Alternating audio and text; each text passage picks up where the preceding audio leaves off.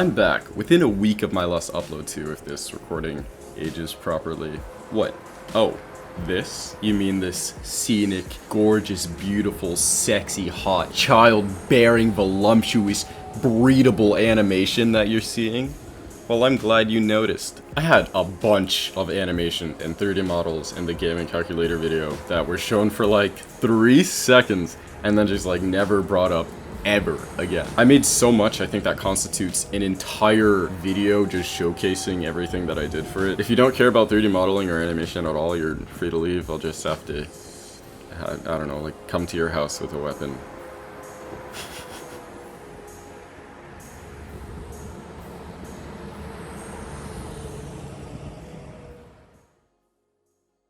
POV URN.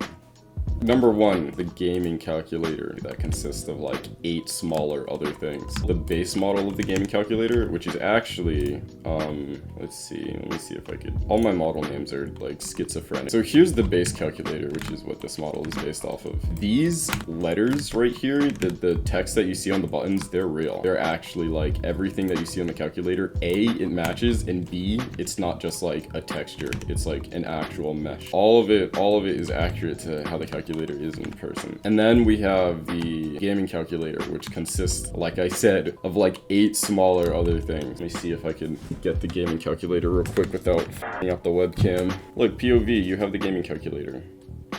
Wow, look at that. That's so cool. All right, anyway, what are these 8 smaller other parts? Well, we have the lights, obviously. Have the same number of LEDs. There's 8 here, there's 8 over there. And then we have the Raspberry Pi and everything that connects to it. This Arduino right here is the same one right here. Same model, same number of pins. And also look at these wires. These wires are like so nicely done for low poly. I snap on these ones. I ate no, don't say that. There's so much that goes into these videos, like you have no idea. Look at this. This right here, you unplug this USB, there's actually detail on the inside. It's literally hollow, plugs into the side and everything. You see this blue part right here? See the female port of the USB? There's this blue port right here is the same blue port that this USB right here on the real one plugs into on the calculator.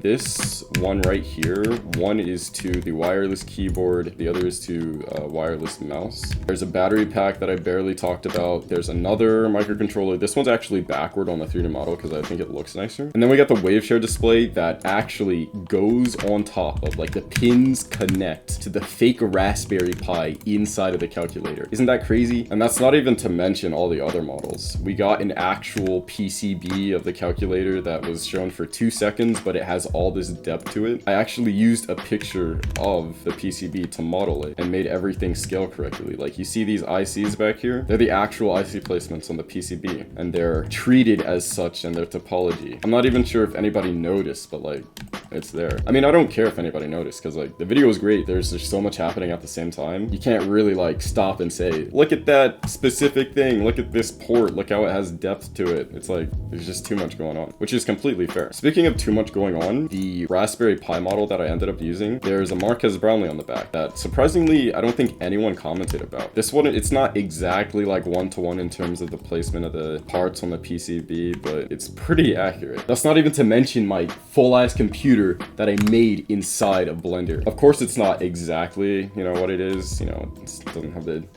goofy owl Legion logo on it. I was so proud of this. This was the first thing I made when I came back from college. P-Force RTX 3080. Of course, we can't forget the P-Force RTX 3080. These fans actually spun at one point. In fact, yeah, let's make them spin now, actually. Let's add a keyframe for location. Let's go over here. Let's give it a fan generator. And then, yeah, boom. These fans actually I made able to spin, and I accounted for that when I made them. But yeah, this is the PC model that was shown for 15 seconds at the beginning and never used, even though it's, I think, my favorite model in the entire video. This is kind of meta because this is literally a part of the video that I'm editing right now. This Dremel slash like rotary tool, I'm not gonna lie, its topology goes kind of crazy. Like, look at that. Sure, it is kind of scuffed in certain places, but we're not going to talk about that. I have this problem where sometimes I have things low poly, but other times I have him as like this weird ass photorealistic kinda type deal. And it was even worse because I had normal maps on it. Like I had this normal was like turned way high and it looked hyper realistic. It's like, sure, yeah, it looks good, but like, does it look like the gaming PC that I just made?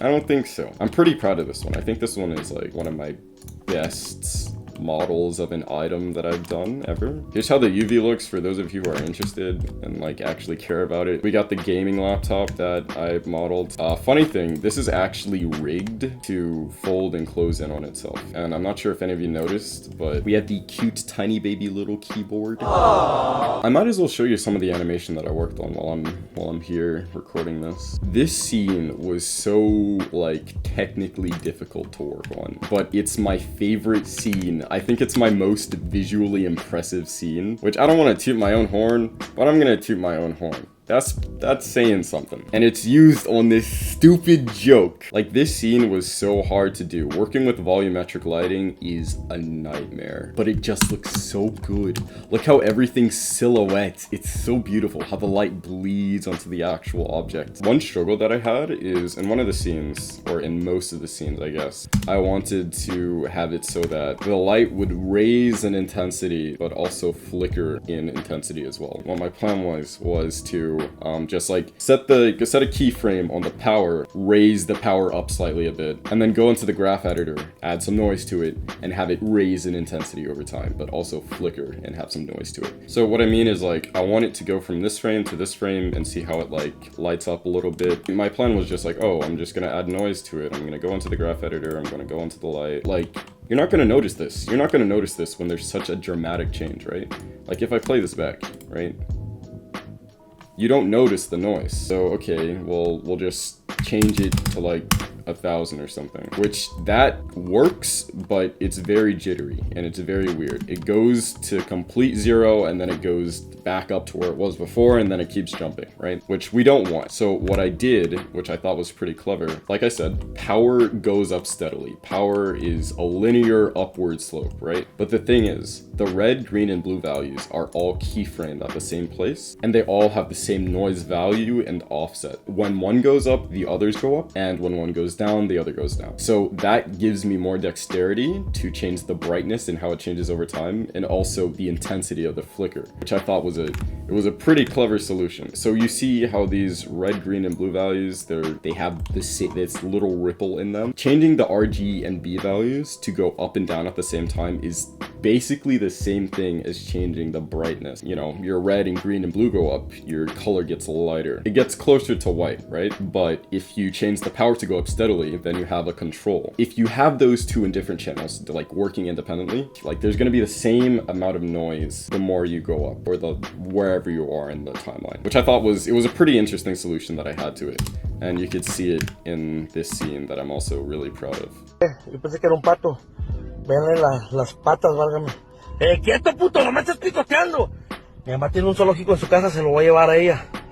Pero vean, es un animal raro. ¡Ah! ¡Me picó! ¡Hijo de tu pinche madre! ¡Oh! ¡Vean, me está picando, banda! ¡Ah! ¡Culero! ¡Ah! ¡Puto! ¡Suéltame a la verga! ¡Ah! Saben, no chiflo, que. ¡Ey, ey, ey! Ahora sí explotó. ¡Ay! ¡Tú!